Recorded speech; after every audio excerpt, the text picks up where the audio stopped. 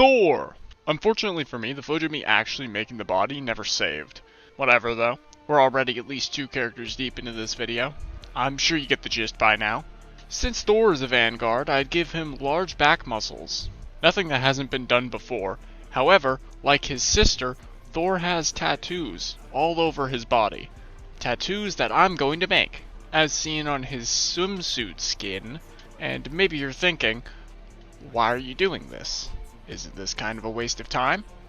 Yes, you'd be correct. It is.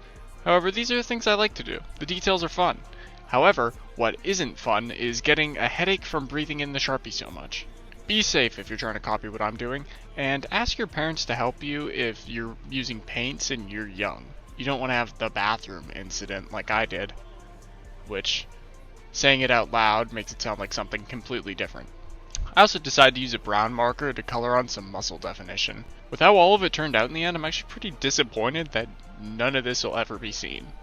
So, I guess it's a good thing that I'm making this video so everyone can see just how much detail I put into these. It can be like our little secret. You, me, and all the other, 30 people who will watch this. Making the head isn't very difficult either.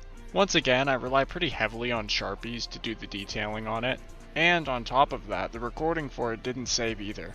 Does anybody else have that problem on iPhones? It can't just be me, right?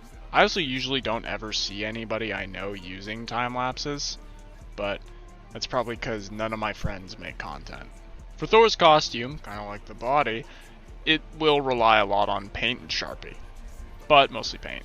There still obviously will be detail without all that, but the paint is the most striking of the features on the suit. Of all the game's base designs, I really like Thor's. I love how bulky he looks in game.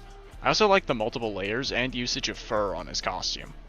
I also think that while the game's design clearly takes heavily inspiration from the MCU and the 2099 comics, this Thor takes some of the best design elements from the movies and remixes them.